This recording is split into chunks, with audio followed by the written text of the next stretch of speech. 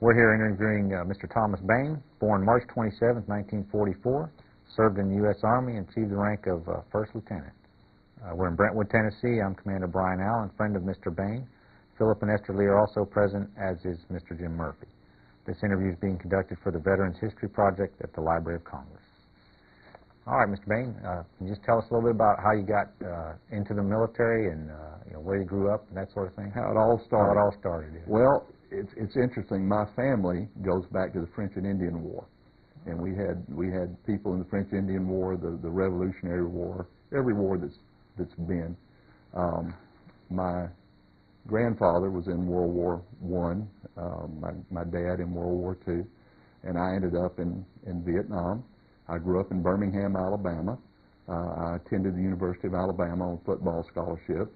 I was injured there, and one of the things that I did while I was there is I went through the ROTC program. So I was commissioned out of college, and my dad had been a tanker in World War II, been with Patton's Third Army, and I wanted to be a tanker because Dad had been a tanker. And I got accepted in the armor branch, went to Fort Knox, did my basic training.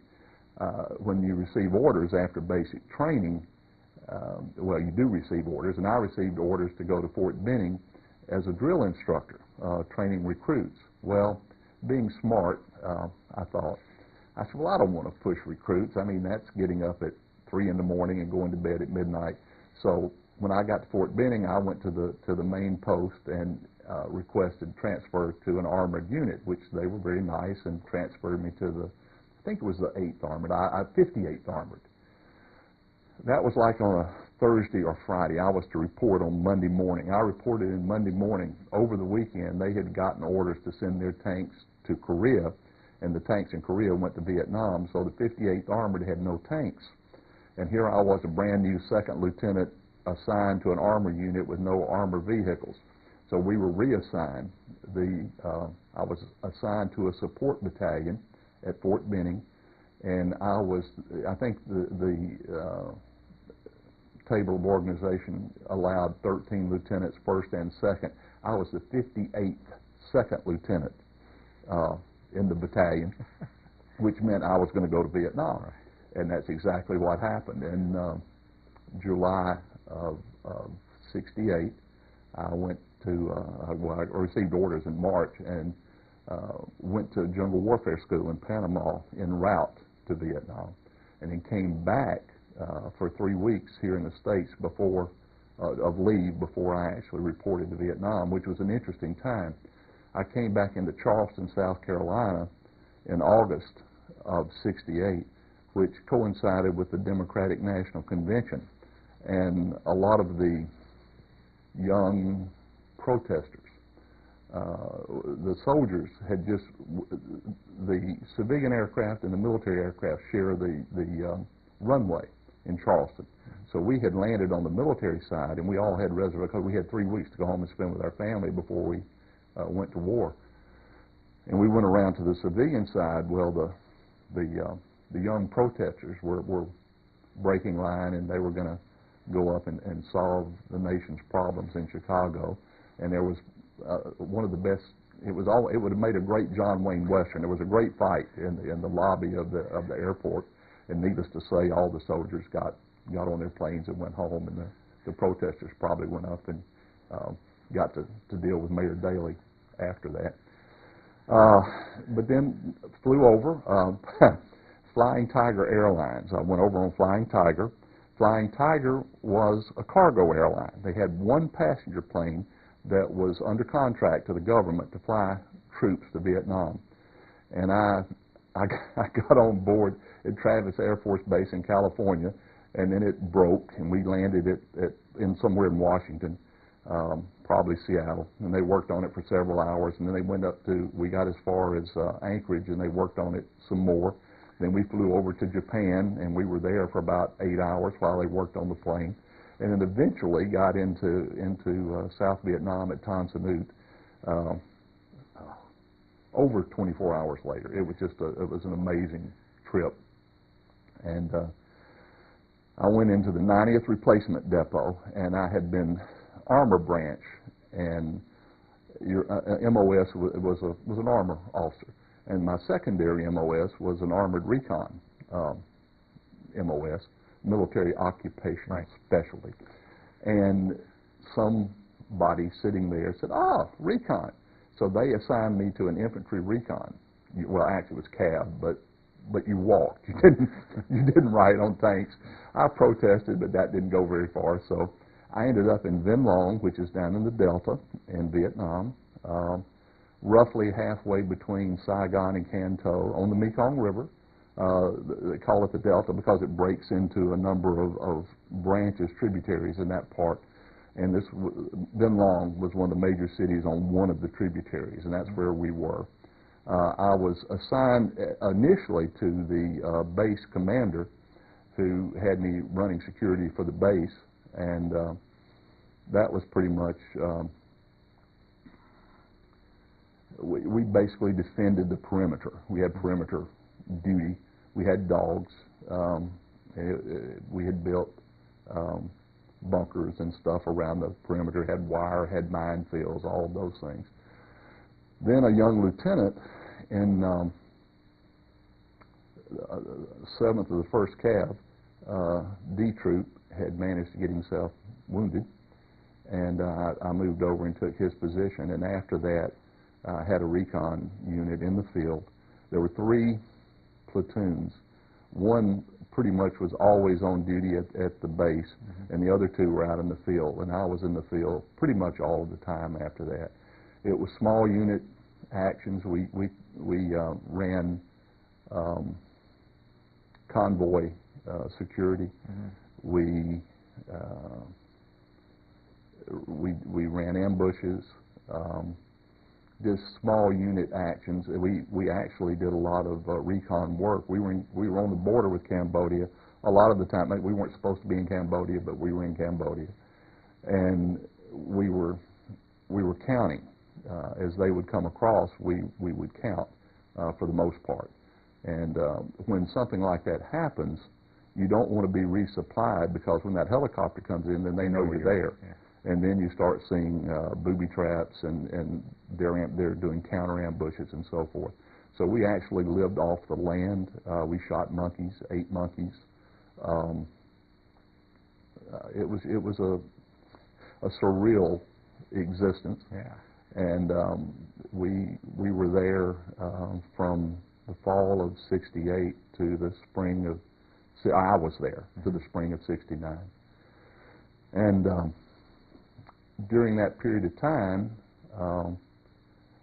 we were, like I say, we worked with the Navy. You're a Navy commander. We worked with the Navy, the Seawolf helicopters, and you're too young to remember, but there was it made the news back in the States. It made the headlines. They were inserting SEALs into Cambodia who were walking out with intelligence. They landed with me and had lunch, and then they took off, and I heard the gunfire. The helicopters were shot down, and they were shot down in Cambodia, and it was an international incident. And I was in the middle of that. Actually, it's where they landed. We were in South Vietnam, we think. We're not certain, but we think we were. But I got to see some really strange things. And we were right there on the border, and it was a hot area. There was a lot of bad guys, a lot of things happening. And it was one hot day. Most days were hot. It was hot and wet and hot and dry. And I think this may be a hot, dry day, but it was a hot day. I remember that. And I got a radio call to get down to the airstrip that a VIP was coming in, and we needed to be down to greet this VIP. So I get down, get my men, we get down to the airstrip. It was Jimmy Stewart, General Jimmy Stewart, with his wife, and in fatigues. And they get off the plane and shake everybody's hand, and I still have a Polaroid snapshot of me shaking hands with Jimmy Stewart, which he signed on the back, which was really cool. That was one of my favorite things. And but there were things like that. Somebody one time asked me to describe my experience. I said, well, it was days or weeks of boredom surrounded by moments of sheer terror, stark terror. And it was. You would go for 3 weeks maybe, and nothing would happen. You wouldn't get hit. There would be no fighting.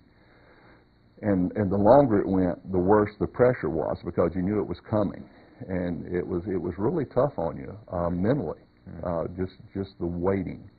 And of course, we were a small unit, and we did conduct ambushes. We were out doing spooky things, and it was something I wouldn't want to do again. I think I enjoyed it. I say enjoyed it. I think it was an experience that I will never have again, and it was enlightening. It really. I never had a man killed. I had several men that were wounded severely, but I never lost a man killed, and I was very proud of that. And we were in the cab, and the way that worked, we were Air Calvary. And there were 3 troops of helicopters and 1 troop of ground troops, divided into 3 platoons, and we were out actually doing ground stuff. We were in the western half of the Mekong Delta. The eastern half was the operational theater of the 9th Division. The western half, we were the only American ground troops in the western half of the Delta, and we worked with the ARVN, Republic of Vietnam, 9th Division, who were notoriously inept, and our commander said, we're not working with them anymore. So then we started working with the CIA. We were working with the CIA and doing all kind of interesting things, basically the intelligence part, counting and so forth. And we ended up, at one point, it's called the 7 Mountains. You're in the Delta, which is flat, low country, just like the delta of the Mississippi River. Well, there's 7 mountains in that delta that just stick up, and they're big, forested mountains. And there was one of them, Nui Jai. Nui is mountain in Vietnamese, Mount Jai, that had deep caves in it. And actually, the Chinese had invaded the Kamau Peninsula back in like the 1800s. And the Vietnamese got in these caves, and this had been defended. The Japanese never took it in World War II. The French never took it after World War II. And we ended up taking it, and that was a CIA-led operation. Montagnard soldiers, which came down out of the Central Highlands, came down. We had Cambodian mercenaries. I forget what KKK we call them, which stood for something in Cambodian. But we ended up taking this mountain that had never been taken, and we had been out there around that mountain for a lot. We did a lot. There was a lot of fighting out in that area. A lot of unique kinds of things that happened there. That's sort of what we did, what I did. Any questions about that? Well, let's just go back a little bit. You talked about basic training at Fort Knox, right? Yeah. How was that as far as living conditions and, Well, I was married at the time, and of course this was officer basic as opposed to enlisted basic, so it was a whole different ball game. But I lived in Elizabethtown, Kentucky, which was about 40 miles maybe from Fort Knox, and I commuted every day. I commuted back and forth. And the reason we lived in Elizabethtown is because there was no housing that we could find closer to Fort Knox. So this was in the middle of the buildup. This was the fall, September of '67, and things were really building. And that's what we ended up doing there. But we were a little bit different than some of the enlisted guys that had to endure things that we didn't have to endure. Right. It's a bit of a commute, but well, it was. I mean, you had to probably be there early in the morning, I'm guessing, right, for OCS? You did. Yeah. I saw my first marijuana on the way to post. Had no idea it was a highway patrol car. Trunk was open, and it was full of what I thought was Johnson grass.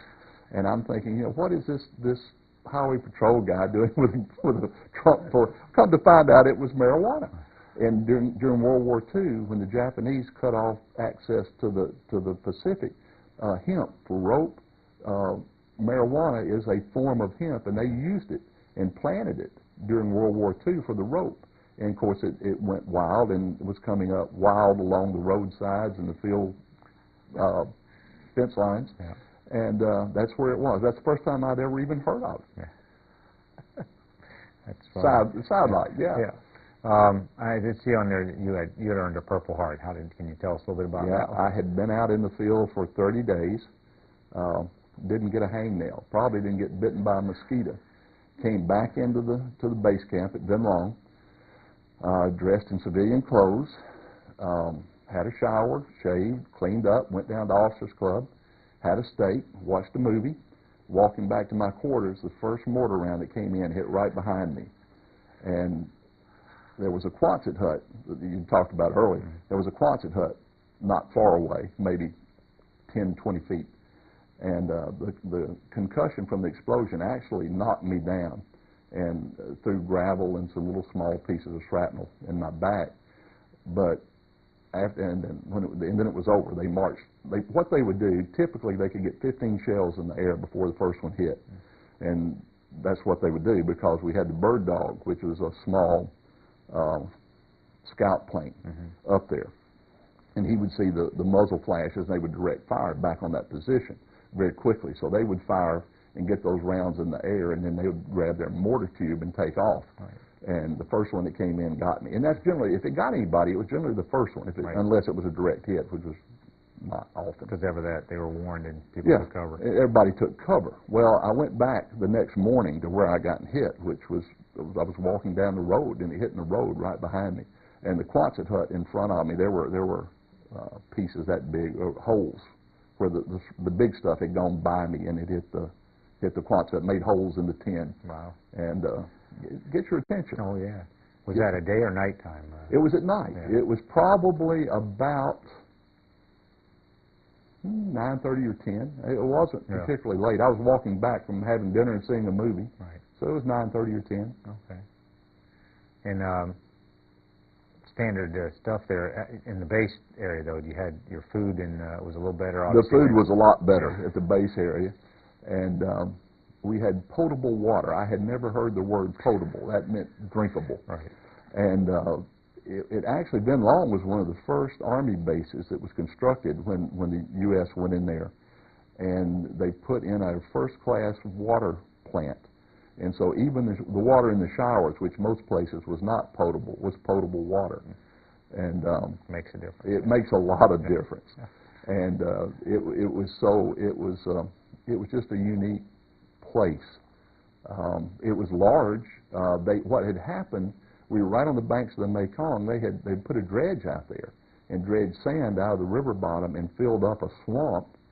And we were probably a foot or two above flood stage, and all the runways that were all over this base had lakes in between the runways for drainage, and I guess to catch the water that had been there originally. But there were little ponds and lakes all over this place, and a lot of mosquitoes. I'll bet. You talked about the seasons. It was always hot and wet, or hot and dry. Yeah. How long was, and what were the rainy seasons like there? The month, you could set your watch by it. That was incredible. If it rained at 2:12 today, it's going to rain at 2:12 tomorrow. Yeah. And you could watch. It would be clear at 1. And by 1:30, you see some clouds. And then by 1:45, they're kind of thick. And by 2:12, it's raining. And it would rain hard for 20 minutes, 30 minutes, and then it would break up and go away. And that was the monsoon. Wow. It's generally how it worked. And that season lasted, like, 3 or 4 months? Or? Yeah, 3 or 4 months, probably. The heart of it was 3 or 4 months. And then you had the dry season, which was obviously the opposite. And what would happen, they would grow rice in the paddies. Right. And we were out in a place called Cha Duc, and we had pulled a perimeter security, and we got hit. And what had happened, it was in a rice paddy area where we were, but it was a dry season. And they had cut the rice, and there was stubble maybe 3 inches high. And they crawled right in. I'm talking, as far as you could see was a rice paddy. They had crawled right up to our positions and actually threw a hand grenade that hit in the position, but it was a dud. It didn't go off.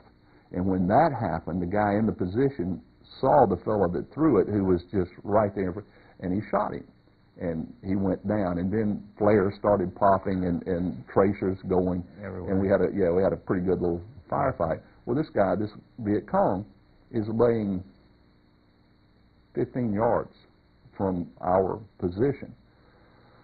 When daylight came, he was gone, and when I say dry season, it's not dry. It's like if you had a mud flat, if you can imagine, and then baked it. You know, it's just hard as concrete. Yeah. They had actually scraped dust and put over the blood trail to camouflage. They would carry off their wounded and their dead if there was any way possible. And it was incredible to me how good they were at camouflaging and doing that. Because this fellow, we had flares going all night long, and everybody was on alert. And you could see the man laying there, and come daylight, he was gone. Wow. Yeah. Determined enemy. Very determined. And can I say something? They were very sly and smart in that regard, but in other regards, they were so careless and foolish. We would be running ambushes, and they would come down to, of course, this was their country, and it was night. They kind of felt they owned the night, smoking cigarettes and talking very loudly. And we're laying there just waiting, and you'd see a cigarette as far as you could see, you know, depending on where you were. And they would do that, and on the other hand, you know, the situation I just told you about, pulling somebody out. Yeah. Yeah, contrast. Tremendous contrast. The only thing consistent was the inconsistency. It was yeah. How about like getting things from home, mail and packages? Got a great story. I got there in late August. Just before, well, in the month of December, my dad had written me and wanted to know what I wanted for Christmas. Well, I was craving cheese. I wanted cheese. And I wanted sharp cheddar cheese.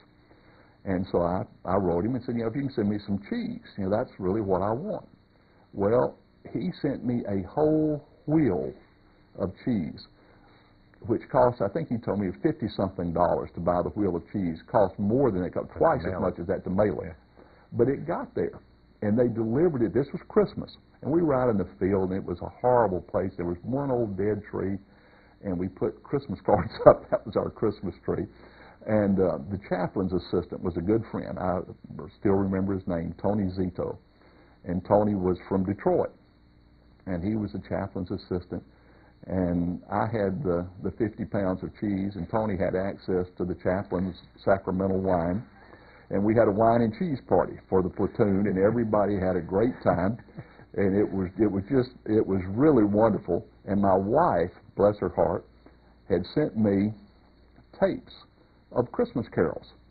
So, you know, we're listening, and it's just, you know, deck the halls and just having a grand time. Everybody's drinking wine and eating cheese, and one of the few light moments we'd had in a long time. And we're still in the field, but it was pretty light. And we get down to the end of the tape. Still chokes me up. It was Silent Night, and you had 40 guys crying like babies. It was a very emotional, moving thing that happened that Christmas. But that was one of my food stories. The other things that most people liked or asked for was peanut butter and jelly in the same jar, because you could make a peanut butter and jelly sandwich with just carrying one jar, and carrying stuff was at a premium. The other thing was Tang. You could actually eat that or drink that terrible iodine water if you put Tang in it. And so everybody from home, everybody was riding home and wanting Tang and peanut butter and jelly. That's civilian food. The military food, I think I mentioned to you before we got started. One of the things, World War II, one of the fellows talked about the mashed potatoes they served a lot. In Vietnam, they served egg noodles because of the protein. And you got egg noodles and everything. You got egg noodles and scrambled eggs if you ate breakfast. And when I got home, I didn't eat any egg noodles for years and years. One of the other things that I may have mentioned before I got on camera was about the C rations. And we were a platoon, and we got C rations, and it got to the point where people wanted one kind or another, or they didn't want one kind or another, and we would actually move them around. They memorized them. When you turn the case upside down, they always came in the same order. So when you turn the case upside down, they could memorize them. So I would actually have to randomly move them around and then turn the case upside down so everybody could have a variety. Get their variety, yeah. And there was some. I'd mentioned the peaches were like gold. That was trading material if you had peaches. And I forgot there was another one. I think it was green eggs and ham. It was we took the Dr. Seuss title part. It was terrible, but if you got that, you were in bad trouble. Nobody would trade. Nobody would trade. That's awesome. Well, that's great. Is there anything else you want to share? Well, there's one thing that I do, because nobody will talk about this, and someday, you know, the historians or the archaeologists will go over and probably dig up the battlefield. We would heat the C rations with hand grenades. And hand grenades, by the time Vietnam came along, were frag grenades. They had a small, thin metal coating, and it had a coil of serrated wire, and when it blew up, it would break. Well, prior to that, World War II and probably Korea, they had pineapple grenades. Well, by the time Vietnam came along, they were the frags. You could take the fuse screwed down, and the bottom head was like a bottle cap. You take the cap off, and you could light it just like a Bunsen burner. Huh. And we heated thousands of meals of C rations over those grenades. So if somebody starts looking at the usage of hand grenades in Vietnam, they're going to say, boy, those guys were really throwing. No, they weren't. They were cooking with them, which was... That's interesting. Yeah, we went through cases. I mean, literally cases of hand grenades cooking. One thing that I find interesting, nobody else may, I played football at Alabama, and I was on the same team with Joe Namath, and Joe was in the Super Bowl III, which was a famous Super Bowl. I listened, Armed Forces Network broadcast the game, which was, of course, in the middle of the night. We were 12 hours behind. Right. And I was actually in a foxhole watching Blue Tracers go over, listening to Joe Namath beat the Colts. Beat the Colts. Wow. And well, it'd been probably January of '69. Mm-hmm. Yeah. That's awesome. Yeah. Well, thank you very much. Thank you. That. Nice to meet you. Yeah, good to meet you too. Yeah. Okay. One of the things that I wanted to share that I talked with somebody about here in the room the last time was booby traps. And someone asked me the most unique booby trap that I ever saw. And I'll tell you about that. We were, my unit was pulling security for an artillery battery. It was in the dry season in the Delta, in the Seven Mountains area. And there was not a tree within 1,000 meters in any direction. Well, dawn came, and there was a green coconut lying just outside the wire. And what we initially thought was it was a pressure release booby trap with hand grenade. So the rice paddies in the dry season bake. It's almost like adobe, and you could look and tell there'd been no digging. So we thought that there was a buried hand grenade with a coconut on top of it. And then we got to looking closer at the coconut, and you could see a very thin cut around the center of the coconut. We said, aha, the hand grenade is inside the coconut. So we got to link the rope and made a loop and played it out several, 30, 40 feet, got down behind a little rice dike and gave it a tug. No explosion, and which was odd because we just assumed that there was a grenade in it. Well, we looked up, and the coconut had fallen apart into two halves, and we went back out there, and they had caught a tiger snake, which is a very venomous snake. We call them two-steppers. They bite you, and you take 2 steps, and you're gone.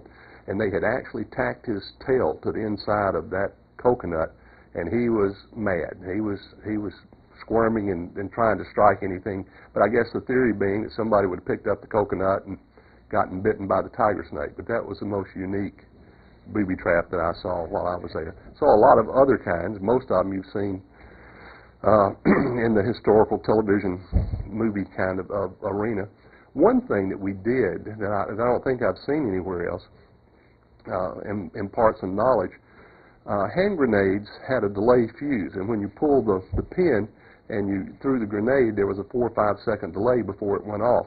Smoke grenades had an instant fuse, and when you pulled the pin and you popped the smoke, it went off immediately. So what we would do but the smoke grenade fuse was not strong enough to explode a hand grenade, so we would take a little piece of det cord and put on the end of the smoke grenade fuse, unscrew the hand grenade fuse and screw the smoke grenade fuse in, and then when you pulled it and the spoon went, it went off immediately. Well, we were in areas where we knew there were a lot of VC. We would conveniently lose a hand grenade, and with the hope that Charlie would find it and carry it around for a while, and when he got a chance to throw it at us, when the spoon popped, it would go off. And so we did things, they did things. There were a lot of the bamboo kinds of things. Pull back. Just if anybody that's hiked in the woods, you pull back a limb and let it go and hit the guy behind you. You do the same thing on a trail, but they would have a bamboo spike laced to the limb. And there were all kinds of those kind of things, but I think those are pretty well documented, so I won't dwell on those. I've got a great, speaking of snakes, great cobra story. We were on patrol and had a point man who was out front, and there was another fellow in front of me. I was actually the third fellow, and the radio operator was behind me. And we had all passed this point, and this guy behind us started yelling, said, "Sir," said, come back here. Said, "You got to see this. You got to see this." So I went back. There was a cobra. I'll swear he was that big around. And he was coming out of the rice paddy, and he was laying alongside the dike. You could see 10 feet of him. And where he went back into the rice, he was that big around. So we're all, well, you keep intervals of 10 yards between your people. Well, we had the better part of a platoon standing in an area about, 6 feet around. Everybody's looking at the snake. Well, we looked at him for a while and decided it was probably time to move on. So I charged my rifle. I was going to shoot him. Well, the guy who found him evidently thought that was not proper etiquette. Since he had found him, he should be able to shoot him. So as I was raising my rifle to shoot the snake, the guy popped off a shot from his hip, and he hit right beside the snake's head. Snake, as quick as you can imagine, went off into the rice. Well, all of these men armed with automatic rifles and everybody opened up on the paddy, and it's a wonder no one was shot. And this guy standing near me said, "Sir, you think we got him? You think we got him?" I said, "I don't know. Go see." He said, "No, I don't think I will." But I'm sure we did, because we emptied more lead into that rice paddy than you can imagine. But that was a huge king cobra. I mean, it was just laying there in the paddy. And that was unique. Enjoyed? No, I didn't enjoy it, but it was something to see. One of the things, and speaking, we were out in the countryside a lot. There was a lot of pidgin Vietnamese spoken, and they would speak a lot of pidgin English. And one of the things that we used a lot was "la day," and "la day" means "come here" in Vietnamese. But where Americans or Westerners would say "come here," in the Orient it's a motion away, and you're saying "come here." And we use that a lot, and they call me Da Wee, and Da Wee literally translates into captain. And at the time I was in Vietnam, that's the only translation I had. Later, I came to know that there was a secondary meaning. It meant anyone in charge was Da Wee, who was automatically a captain. So even though I was a lieutenant, I was Da Wee, and they would call on occasion. Some of the other funny things. We were in a little situation, and I had a private who was near me, and I wanted him to go out into the corner of a field. And so I said, "Private, I want you to go and take a position, this and that and the other." His eyes got big, and he looked at me and said, "Sir," he said, "you're trying to get me a PHWH." And I said, "A what?" He said, "A PHWH." I said, "What in the world is a PHWH?" He said, "That's a Purple Heart with handles." I said, no, but that was unique. I kind of enjoyed hearing that at the time. And so he went out to took his position, and everything worked out fine. He didn't end up with handles, so that was good. And neither did anybody else. And one of the things, and since this is history, I guess, I'll be delicate, but soldiers were very profane. And I think it was a function of the pressure they were under. It was a function of youth. It was a function of the culture. And anybody who's seen the movie Saving Private Ryan, there's a funny scene in there about FUBAR. Well, we had a similar thing, and it was RIMP. Anybody who was not a combat soldier was a RIMP. And we said it with a lot of derision, I'm ashamed to say, because we were young and didn't know much better. But it was a RIMP person. Well, RIMP is R-E-M-F, and the R-E was rear echelon, and I'll let you figure out the rest of it. But there was not a whole lot of goodwill towards people who were not being shot at. And that's just the way it was. That was the culture. And most everybody was getting shot at, whether even if you were in a base camp somewhere, you were getting mortared and rocketed, and so you were exempt. But if you were truly a person who didn't get shot at, then you were regarded with some derision. That brings me to a topic that I want to talk about. You hear a lot about drug use in Vietnam. And I had one soldier who smoked marijuana. This is in a whole year on the line. So maybe back in base camp, maybe, probably, but in the line, never. And I had this one soldier who smoked marijuana, and what we would do at night is we'd have a circular perimeter. And the sergeant making his rounds had found this fellow passed out smoking marijuana. And he came to me and he said, sir, what are you doing tonight? And I said, well, I'm not doing anything. He said, stay in your tent. And I said, okay. Well, the next morning, this particular fellow, had a busted lip and a black eye. And I asked him what had happened, and he said he had fallen down. And I said, well, don't fall down anymore. And he didn't. But that's how discipline was handled. And you're talking about a life and death situation, because if they had chosen to come in where he was, they would have been inside and killed all of us. And so it was not a simple thing. And today, 40 years later, you hate to think that stuff like that happened, but it did. And that's the way you handle it. This same soldier, and he was a bad egg. We had gone down into the Seven Mountains area, Mount Nuijai, and had set up a perimeter.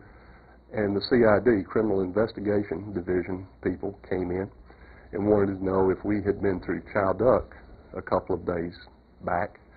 And I said, yes, we were. And he says, have any of your men, you seen any of your men with abalone? Well, the same soldier had 4 or 5 cans of abalone, which is so rare. I mean, of all the things you could imagine, canned abalone in Vietnam. It turned out he had stuck up a mom and pop grocery store and had taken the abalone at gunpoint. And they had turned him in to the local establishment, who knew we were probably the only unit that had come through there that day. And it turned out that he still had some of it, and the CID fellows loaded him up on a helicopter and took him away, and we never saw him again. But that I wanted to mention that while you tend to get painted with the same brush, that it wasn't that way. That the line soldiers almost never used drugs, and I wanted to mention that. There's back to something a little different. Vietnam is down near the equator and in the hot tropics, and they didn't have wheat, so they made their flour out of rice. They had rice flour, and the French had been in Vietnam for a couple hundred years, I guess, colonizing, and they had French bread made with rice flour, and it was probably the best bread I have ever eaten. I've many times since longed to have some French bread made of rice flour, and I still remember that after all these years. And it's just one of those little things that it pops into my head every now and then, and I thought I would share that with you. I have a story back at Ben Long at base camp. There was he was a VC. He wore black pajamas. He was a little old middle-aged man. Had a bolt-action rifle, and every time, not every time, but many times when planes would take off the runway, he would shoot at them. Well, this had been going on for years before I got there, but we had an arrangement, I think, with him. He never hit a plane, and we never shot at him, because the prevailing wisdom was that if we killed him and they replaced him with somebody else, he may be a better shot and actually hit a plane. So we knew where he lived. In fact, the bird dogs, a little light observation aircraft, watched him, go back to his hut. So we knew where he lived, and he'd come out and he'd shoot at the planes. But as long as he never hit anything, it was live and let live. So the little old fellow probably survived the war. So that was kind of an interesting thing. When I was back in base camp one time, the TOC, which is a Tactical Operations Center, was heavily sandbagged, and we slept in Quonset huts just outside. And the procedure was at night, there was an office going into the TOC, and it's where the first sergeant's, and company commander too's office was, and there was a hasp on the door, and they would close the hasp and put a pencil in it. Well, if you got mortared during the night, you headed for the TOC because that was the safe place. And what you did is you just hit the door running with your shoulder, and the pencil would snap, and in you would go. Well, there were 5 or 6 of us sleeping out in this Quonset hut, and first mortar round hit, everybody was on their feet, headed for the TOC. Well, they had a new clerk typist, brand new guy, just got there, and the first sergeant had told him to secure the door. Well, he didn't drop a pencil in the hasp, he dropped a screwdriver in the hasp. And the first guy was second, I do remember that. The first guy hit the door, wham, and I was right behind him, wham. And there were like 5 or 6 of us, just like the Three Stooges. And we were all stunned and laying on the ground and trying to figure out what happened, because we were an air base and we normally had planes up. They would fire 15 or 16 rounds, and then they would get out of the country as quick as they could.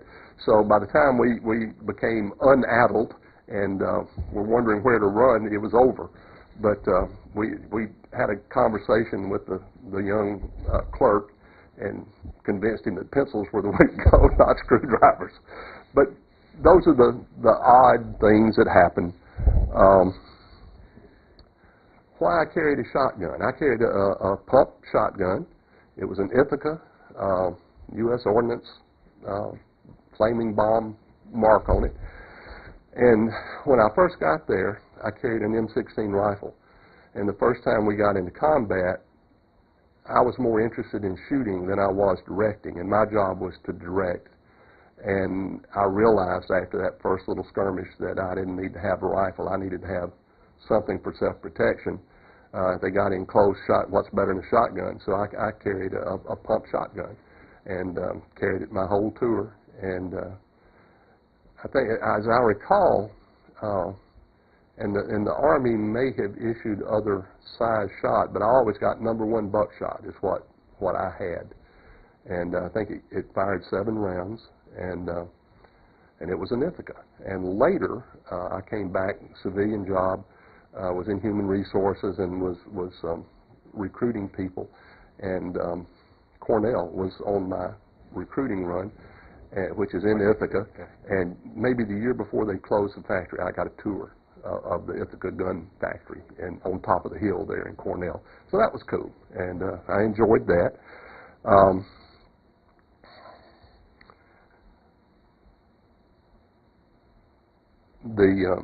Go back to Fort Benning. Before I went to Vietnam, I was the executive officer of an admin company out at Harmony Church, and I lived just off of the main gate at Fort Benning.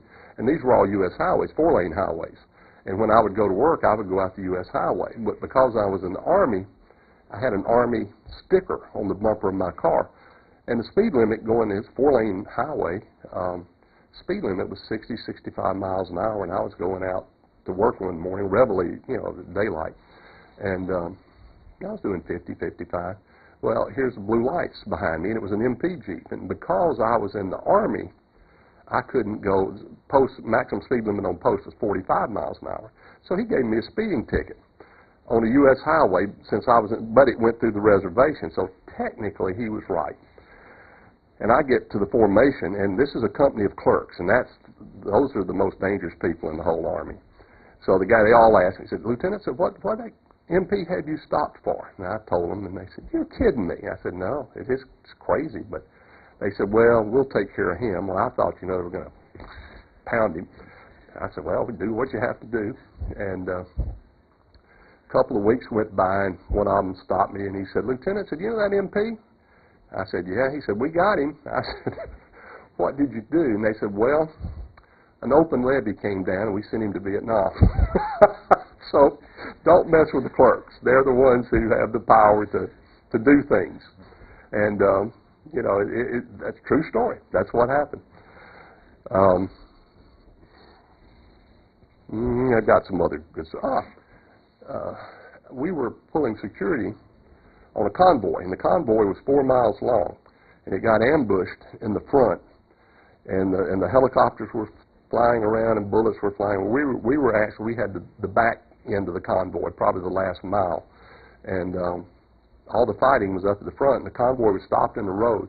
Well, GIs being GIs, somebody had a football, and they got out a football, and we had a football game in the road, and all the villagers, joined in or came up to the side of the road, and I don't know where the vendors come from, but they always appear with Coca-Cola. And there were people with Coca-Cola. So we had a heck of a football game while they were fighting the war up at the other end of the convoy. But it was so surreal but things like that were kind of common. And that was Highway 4 between Vinh Long and Dong Tam. And Dong Tam is where the 9th Division was, and we were at Vinh Long. And there was a bridge just past the turn, the Highway 4 going into Saigon, and the VC were always trying to blow that bridge up. And one of the things that I guess an American probably came up with, some farm boy from Iowa, is that geese you can't get by geese. They're just great at detecting people and movement and so forth. So at each end of that bridge abutment, there was a big pen of geese. And when the geese would start raising Cain, they knew somebody was trying to get in there and blow up the bridge. So that was something that I saw that I thought was really unusual. We had a boa constrictor at the officers' club, and there was so little to do. I mean, it was really boring. Well, once a month on Sundays, they fed the boa, and what they would do, they would get a chicken and tie his feet, and of course, boa would not eat dead food. He had to be alive, so they'd tie the chicken's feet, and they'd throw him out, and the boa would come and eat the chicken, and that's how you spent Sunday afternoons once a month if you happened to be back in the base camp. Well, they'd had this snake for years, and he got out. Somehow he got out of his enclosure, and he was gone. And then the air base, they had dredged it up, and it was like a half an inch above sea level or something. So there were little ponds, farm ponds, and ponds where they dredged to get it high enough to make runways. But there were ponds everywhere, and the snake was gone, so, he's gone. A month later, the snake shows back up, waiting to be fed. So he had been hanging around somewhere, and they fed him and gathered him up, put him back in his enclosure, and patched wherever he had gotten out. And when I left, the snake was still there. But that was an interesting thing. And I'm almost done.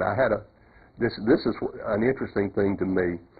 There's a lot of discussion about the draft and what was going on, and people trying to avoid the draft, and people going to Canada.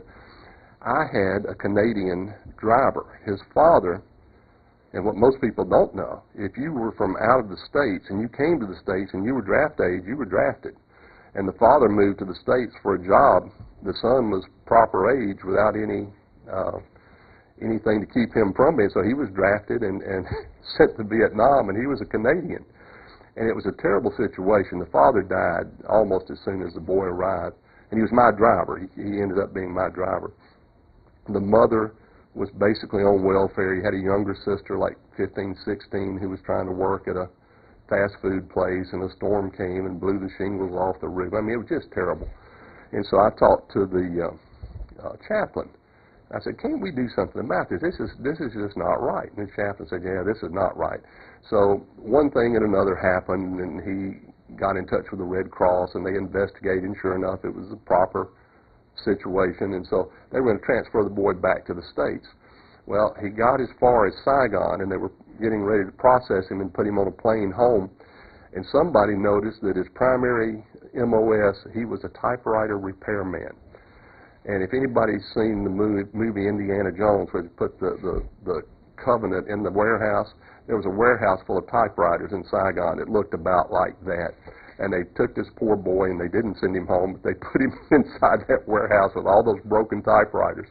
But he did get shot at, and he made it home, and everything worked out fine. But I thought that was so interesting that here's a poor Canadian drafted and sent to Vietnam, and the Americans were going to Canada. And the last thing that I'll share with you is about superstitions. And every soldier was superstitious. And I've talked to one fella since who was superstitious about saying he was superstitious. He wouldn't tell you he had a superstition, because if he did, then he would get killed. Interviewer, Commander Brian Allen. Transcriber, Esther Lee. Camera, Philip Lee.